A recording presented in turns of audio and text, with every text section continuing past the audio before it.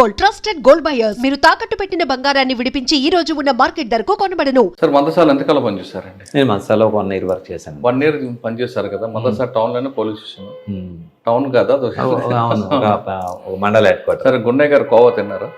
గున్నయ్య గారు khoa okay sir, అది మేకపాలతో చేస్తారని చెప్పి అది కొద్దిగా ఫేమస్. అక్కడ ఎప్పుడైనా మాకు ఎవరన్నా మా గెస్ట్ వస్తే అదే అడుగుతుంటారు. మేము ఎక్కడికి వెళ్ళి నా గెస్ట్కి అదే ఆఫర్ చేసేవాళ్ళం. అదే మంచిది సార్. ఓకే. తర్వాత మందసాల తర్వాత నర్సన్నపేట వచ్చాను సార్. నర్సన్నపేటలో కొద్ది రోజులు చేశాను 1 year. అది తర్వాత మళ్ళీ ఆ అట్మాస్ఫియర్ ఉన్నదని కాశీబొగ్గకి మళ్ళీ నన్ను వేశారు. మీకు చెప్పాను కదా, శ్రీనివాసరావు గాంధీ ఇష్యూ తర్వాత అక్కడ నన్ను వేశారు. అక్కడ నేను 4 years ఉండిపోయాను సార్ కాశీబొగ్గలో. మీకు అక్కడ ఒక పెక్యులర్ స్టోరీ ఇందాక చెప్పాను, పికెట్ అటాక్ చేసి పోలీసు వెళ్తేనే అక్కడ ఇంకో స్టోరీ జరిగింది. అక్కడ గనియా ఎర్రయ్య అని చెప్పేసి ఒక పెద్ద ఆయన ఉండేవాడు. పక్కనే సిగులపల్లి ఆదినారాయణ అని చెప్పేసి ఇద్దరు ఒకే ఊరు, నీలిభద్ర గ్రామం, పలాస మండలం నీలిభద్ర గ్రామంలో గనియా ఎర్రయ్య అని ఒక పెద్ద కుటుంబం. వాళ్ళకి సంబంధించిన డిస్టెంట్ రిలేషన్ అవుతారు సిగులపల్లి ఆదినారాయణ. వీళ్ళిద్దరు వస్తున్నారు. వాళ్ళకి రైవలరీ ఉంది. రైవలరీ ఉండడం వల్ల వీళ్ళు బజార్కి వెళ్ళి గనియా ఎర్రయ్య, సిగిలిపల్లి చిన్నబాబు, సిగిలిపల్లి చిన్నబాబు కొడుకు ఆదినారాయణ ఇద్దరు బజార్కి వెళ్ళి వస్తుంటే గనియా ఎర్రయ్య కొడుకు మన్మథరావు అని చెప్పి వీళ్ళిద్దరు వెళ్ళొచ్చి తోవ కాసి సిగిలిపల్లి చిన్నబాబుని మర్డర్ చేస్తారు. సిగిలిపల్లి చిన్నబాబు తండ్రి మర్డర్ అయినప్పుడు కొడుకు ఆదినారాయణ చాలా చిన్నవాడు అయినప్పుడు ఎంత వేడుకున్నా వీళ్ళు వదలలేదు, అక్కడ చంపేశారు. అప్పుడు వీళ్ళు వచ్చేసారు, వాళ్ళ మీద కేసు పెట్టారు. ఈ ఆదినారాయణ అనేవాడు అలాగలాగా అప్పటికి ఆయనకి 12 సంవత్సరాలు ఎంత, అక్కడ వాళ్ళ ఊరు నుంచి బ్రాహ్మణతర్లని ఒక విలేజ్కి వెళ్ళడానికి నడుచుకొని బజార్కి వెళ్ళి తెచ్చుకుని తోవలో వాళ్ళకి మట్టి రోడ్లో అయిందనమాట 2 గ్రామాల మధ్యలో. అది కక్ష పెట్టుకొని వాళ్ళ నాన్న చంపారని కక్ష పెట్టుకొని ఈ కుర్రవాడు ఆ కేసులో శిక్ష పడుతుంది ఏమని చెప్పేసి అన్ని రోజులు చూశాడంట. అని తర్వాత నాకు తెలిసింది ఆదినారాయణ కుర్రవాడు ఆ గనియా చెప్పాడు కదండి, అప్పటికి ఆయనకి శిక్ష పడలేదు, కేసు కొట్టేశారు. ఆ కేసు మర్డర్ కేసు. ఈ కుర్రవాడు ఏం చేశాడు, చిన్నప్పుడు వాళ్ళ నాన్నని చంపడం కల్లారా చూశాడు. అక్కడ చూసిన దాన్ని తట్టుకోలేక ఇక్కడ నాకు కోర్టులో న్యాయం జరగలేదు, పోలీస్ స్టేషన్ దగ్గర న్యాయం జరగలేదని ఈయన తిన్నకి వెళ్ళిపోయి ఎవరి ద్వారా ఎప్పుడో చెప్పి అన్నంలోకి చేరిపోయాడు.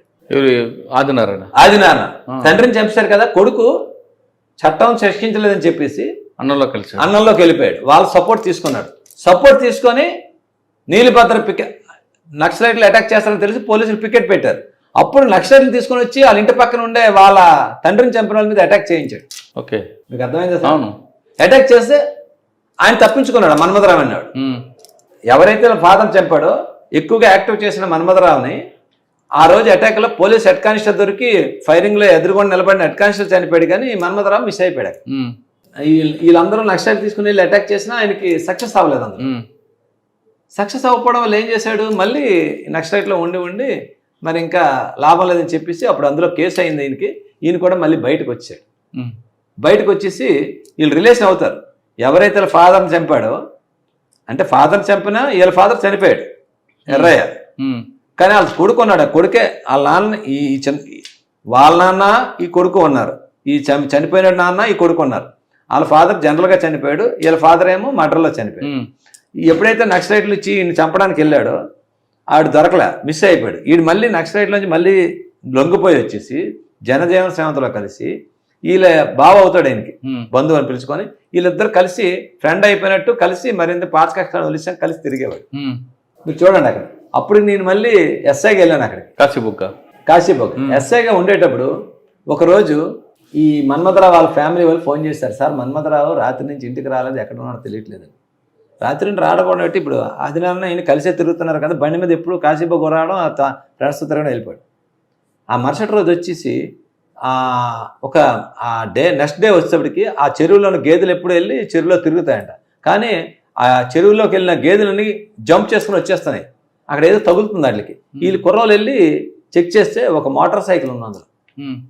మోటార్ సైకిల్ చూసేసరికి బయటికి లాగారు మోటార్ సైకిల్. సార్ ఇది మన్మథరావు మోటార్ సైకిల్ అని ఉంది.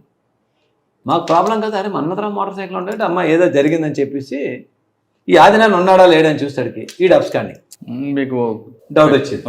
అప్పుడు ఏమైందని చెప్తే అప్పుడు మొబైల్ ఫోన్లో లేక సార్ ఇది మీకు అప్పుడు నేను చెప్తుంది ఎప్పుడంటే 2004 ఆ టైంలో.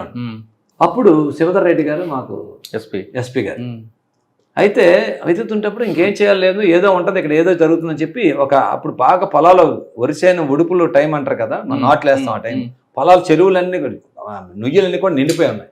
ఒక దగ్గర ఒక మనిషిని ఈడ్చినట్టు డ్రాగ్ మార్క్ ఉంది, ఒక ఈ పొలాలు నాట్లు వేసిన మళ్ళీ ఏదో జరిగింది. తిన్నగా అలాగా మా డాగులే వచ్చి తిన్నగా వెళ్తే ఆ నూతి దగ్గరికి వెళ్ళి ఆగింది. ఆ నూతి దగ్గరికి వెళ్ళి ఆగితే మొత్తం నీరంతా తోడిపించేస్తారు. వచ్చేస్తాను 2 ఇంజన్లు పెట్టించా, మొత్తం మీద తోడిపిస్తే అక్కడ తీసుకెళ్ళి వెళ్తే అక్కడ తల లేదు, కాళ్ళు లేవు, చేతులు లేవు, ఓన్లీ మొండేమో గోనికి చుట్టి గోన్లో రాయి పెట్టి ఉన్నది. మొత్తం మీద బయట ఇలా చూస్తాడికి తల లేదు, కాళ్ళు లేవు, చేతులు ఒక మొండెం ఒకటే. ఆశ్చర్యపోయాను, అర్థమైంది. ఎందుకంటే బాడీ మీద ఆయన పుట్టిమచ్చలు వచ్చేసి వాళ్ళ ఊరు పక్కనే మళ్ళీ నీలిబద్రం, ఆ మన్మథరావే ఎవరైతే నక్సలైట్లు దీన్ని తప్పించుకున్నాడో ఆ మన్మథరావు తాలూకు ఇది. అదొక పెక్యులర్ స్టోరీ. ఎప్పుడు నేను అది చూడలేదు. మా డిపార్ట్మెంట్ చాలామంది దాని మీద ఎలా ఇంక్వెస్ట్ చేయాలి, మొండానికి ఎలా ఇంక్వెస్ట్ చేయాలని లీగల్గా కన్సల్ట్ చేసాం. అది అయిపోయి మొండాన్ని పోస్ట్ మార్టం పంపించాం. తర్వాత ఇంకో నుయ్యలు అలా చేసాం. ఒక నూతిలో చెయ్యలు దొరికాయి, ఇంకో నుయ్యిలో చూస్తే కాళ్ళు దొరికాయి, ఒక నుయ్యిలో హెడ్ దొరికింది. అది మాకు 5-6 రోజులు పట్టింది. ఇవన్నీ ఒక్కొక్క రోజు, అంటే ఒక డెడ్ బాడీ దొరికితే ఒక రోజు ఇంక్వెస్ట్ చేసి పోస్ట్ మార్టం చేపిస్తాం. అలాగా ఒక్కొక్క పార్టీకి ఒక్కొక్కటి చేసుకెళ్ళాం ఆ రోజు ఆ కేసులో. ఎందుకండి రకరకాల అంటే ఒక కక్షగా చంపారనమాట. అంటే వాళ్ళు చిన్నప్పుడు చూసి చెప్పానే, వాళ్ళ ఫాదర్ని తోవలో వస్తుంటప్పుడు వీడు వేడుకున్నా ఏడ్చినా వదలకుండా ఈయన చంపించాడని కోపం ఈ ఆదినాన్ని అతనికి.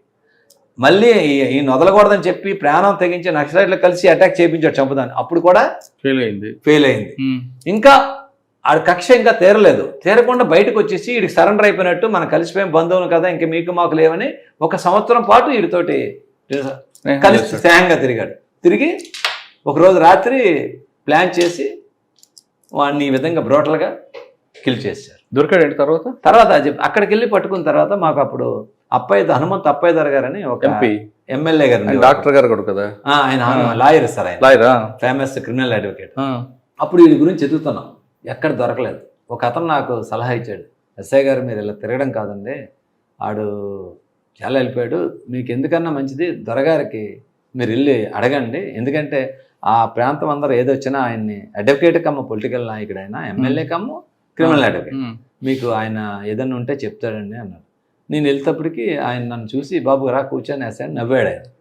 సార్ ఏం లేదు ఎలాగంటే ఏం లేదు బాబు, ఆడు మీకు తెలియదు, అందుకు తొగమంతా మీకు తెలుసు కదా, ఎందుకు అనవసరంగా ఫస్ట్ నుంచి ఆ గొడవలు పడ్డారు, అనవసరంగా 2 కుటుంబాలు పాడైపోయి అని మాట్లాడు. సార్ అదేం లేదు అంటే మీకు ఏమన్నా, నాకు లేదు బాబు ఎలాగ వస్తాడు, లేదు సార్ కొంచెం చూడండి దొరకట్లేదు. ఆయన లాస్ట్కి అంటే నేనంటే నిజంగా ఆయన మా సీనియర్ ఆఫీసర్ అప్పుడు సిఐ గారిని డిఎస్పీ గారిని ఆయన నమ్మేవాడు కాదు, కానీ నేనంటే ఆయన బాగా బిలీవ్ చేసేవాడు, నాకు పిలిచేవాడు. సార్ ఏం లేదు, నువ్వు ఒక మాట చెప్పు, నువ్వు ఆయన కొట్టనునంటే నాకు ఇప్పుడు లేడు, ఒక ల్యాండ్లైన్కి అయితే మనం మాట్లాడాడు, నాకు టచ్లోకి వస్తాడు, నేను చెప్తాను, కొట్టనని మీరు మాట ఇవ్వగలరా ఎస్ఐ గారు అని అడిగారు. సార్ నేను చెప్తాను సార్ అంటే నాకు మళ్ళీ భయం వేసింది, ఎందుకంటే మళ్ళీ ఎస్పీ గారు మాట్లాడు సార్ వచ్చి ఎందుకు ఆయన కొట్టడం, ఎందుకు మన ఇన్వెస్టిగేషన్ యాజ్పర్లా మనం చేసి పంపిస్తాం, ఓకే నువ్వు తీవండి. అప్పుడు ఆడింతకుముందు నక్సలైట్లో కలిసి వచ్చాడు, అది కూడా ఒక ట్రాజడీ. మీరు ఒక్కరే వెళ్ళాలి, మీరు ఒక్కరే వెళ్ళి పలానా జంక్షన్ దగ్గరికి వెళ్ళాలి, ఆడొచ్చి మీకు కలుస్తాడు ఆదినారాయణ, మీరు ఒక్కరు తీసుకురాలి. ఇటు ఆడే నక్సలైట్లు కలిపి వస్తాడు, ఏదో వస్తాడని చెప్పి నేను వెనకాతలో 4 పెట్టుకుని ఒక పొలాల దగ్గరికి వెళ్ళి, ఎక్కడ శ్రీకాకుళం దగ్గర మనకి ఆర్చ్ ఉంటుంది, కొత్త బ్రిడ్జ్ ఆర్చ్ దగ్గర, ఆర్చ్ దగ్గర అవతల రోడ్డు అవతల హైవే పక్కనే మీరు కారు ఏ నెంబర్లో ఆగుంటారో ముందు చెప్పమన్నారు ఈయనకి. ఎమ్మెల్యే గారు చెప్తే ఈయన చెప్పారు ఈ కారులో వస్తారు, ఆయన ఒక్కరే ఉంటారు, నువ్వు రా అని. మీరు నెంబర్ సార్ రాత్రి 7:30 అవుతుంది, ఒక లైటింగ్లో తిన్న కారు నడిచి వచ్చి నా కాలు పట్టించుకున్నారు. అటు చెప్పాడు, ఎందుకు ఆది నన్ను ఎలా చేసామంటే సార్ నేను చిన్నప్పుడు కాలు పట్టుకుంటాను, వాళ్ళ నాన్న ఆగాడు కానీ ఈడే మా నాన్న గొడ్డలతో నరికాడు సార్ మన్మథరావు. అప్పటి నుంచి నేను చేయకుండా మా అమ్మకాయ చూస్తుంటే నాకు ఏడుపు వచ్చేది సార్. వాళ్ళ మదర్ కూడానండి, వాళ్ళు ఒక నిజంగా సినిమాలో చూస్తాం కదా, జడ కూడా వేయలేదు ఆవిడ. తర్వాత ఈ మర్డర్ అయిన తర్వాత వీడు తిరుపతికి వెళ్ళిపోయాడు, వీడు ఎమ్మెల్యే గారితో మాట్లాడించుకొని తిరుపతి వెళ్ళిపోయాడు. వాళ్ళ మదర్ అప్పుడు జడ వేసుకున్నదంట ఆవిడ. అంత ఎన్ని సంవత్సరాలు పట్టింది చూడండి, దగ్గర 15 సంవత్సరాలు ఆ విధంగా ఫేస్ చేసి, చిన్నప్పుడు 10-12 సంవత్సరాలప్పుడు తండ్రి మర్డర్ చూసి 25-26 ఇయర్స్ వచ్చిన తర్వాత ఆ తండ్రిని చంపినవాడిని చంపాడు. అంటే పాము పాక కన్నా వీడికి ఎక్కువ ఉంది. చెప్పాడు, వచ్చేది నాకు చెప్పాడు క్లియర్గా. అప్పుడు ఏం చేశాడు, ఎలా చెప్పాడు. అప్పుడు నువ్వు దేంతో చంపావు, ఎడ్లు కట్టావు, అవన్నీ కలిపి ఇంకో చెరువులు వేసాడు. అవి తోడించి మీరు చెప్పారా 6 చెరువులు తోడించారు. మీరు నమ్మరు, వర్షాకాలం నుయ్యిలు 6 ఒక పెద్ద చెరువులాగా ఉంటుంది, అందులో పడేసాడు. ఈ కత్తులు తప్పంచా ఒకటి వ్యాపారం, అవి కూడా దొరికేసాయి. నిజంగా అది ఒకటి నాకు సాటిస్ఫై. ఆ కేసు చూశాక ఎలా చంపాడట, ఇంకొక పెక్యులర్ వీడికి ఒక ఫ్రెండ్ ఉన్నాడు, వాడొచ్చి మాకు ఇంక్వెస్ట్లను ఆడే ఒక పెద్ద మనిషిలా తిరిగాడు. ఎవడు ఈ మనిషిని చంపినాడే, ఈ 5 చేసినప్పుడు వాడే వీడికి ఆ ఊరోడు కాబట్టి ఫ్రెండ్ అంటాం సార్, అన్యాయం సార్. వీడికి ఫ్రెండ్, వీళ్ళిద్దరు ఫ్రెండ్స్ కదా, వీళ్ళిద్దరు కలిపి ఆడు ఉండేవాడు. మటర్ కేసులు కూడా ఉన్నాడు. ఆడు మాకు పంచాయతీదారులుగా యాక్ట్ చేశాడు. మళ్ళీ చెప్పడం అదొక పెక్యులర్. మళ్ళీ తర్వాత ఆయన అరెస్ట్ చేసాం. వీడు వచ్చిన తర్వాత చెప్పాడు ఏమేమి జరిగింది, ఎవడు పట్టుకున్నాడు, ఎవడు ఆడు ఒప్పించుకున్నాడు జరిగిందని. అది ఒక కేసు. కానీ కరెక్ట్ మీరు మాట్లాడారు కదా సార్, చంపిన తర్వాత ఒక్కొక్క పార్ట్ ఒక్కొక్క నుయ్యిలో వేయడం అది అంతా ఆడికి దొరకకూడదని రాయలు కట్టేశాడు సార్. ఆడు రాయలు కట్టేసి వేసాడు. కరెక్ట్, బాడీని మొత్తం వేయకుండా పార్ట్ కసి ఆడిని అలా చంపాలని చెప్పి నేను అడిగాం, ఎందుకు అంత మోటలుగా అంటే, సార్ ఇంకా ఆయన మామూలు చంపకూడదు సార్, మా నాన్నని మీకు తెలియదు సార్, నేను కాలు పట్టుకొని ఏడుస్తాను, కాలుతో తన్నేశాడు సార్, నేను పొలంలో తుల్లిపోయాను సార్. అప్పుడు ఆడు 12 సంవత్సరాల బాయ్. అప్పుడు సార్ ఇప్పుడు మీరు అడగలేపారా, ఇదే మన్మధుడు రాజనారాయణని మన్మధుడు కొడుకు మళ్ళీ పొగ పెట్టుకున్నాడు. అదే నేను అడిగాను. ఆడు అన్నాడు సార్, మీరు చంపేయండి సార్, నేను వెంకటేశ్వర స్వామి దగ్గరికి వెళ్ళిపోయాను సార్. వెళ్ళిపోయాడు చెన్నై ఎక్కడికి వెళ్ళిపోదాం అనుకున్నాడట. అక్కడ తిరుపతిలో గుండు కొట్టించుకున్నాడు. తిరుపతి వెళ్ళిపోయి చెన్నై సైడ్ ఎక్కడ పనికి వలస వెళ్ళిపోదాం అనుకున్నాను సార్, ఇంకా నాకేముంది సార్, నాకు జీవితం లేదు ఇంకా అలాగా అనుకొని వెళ్ళిపోతే, దొరగారు నీకేం అవ్వదు రా అని చెప్పి నాకు పిలిచారు సార్, మీ గురించి చెప్పారు సార్, కొట్టర్లేని కానీ అంటే వచ్చాను సార్, మీరు చంపేయండి సార్, తప్పు అన్నీ చెప్పారు సార్. తర్వాత కన్విక్షన్ వచ్చిందండి. ఆ కన్విక్షన్ అంటే కేసులో వీళ్ళు మళ్ళీ కాంప్రమైజ్ అయిపోయారు. ఇప్పుడు ఉన్నాడు మన్మధరావు అన్నయ్య ఉన్నాడు, తేజేశ్వరరావు అని చెప్పేసి.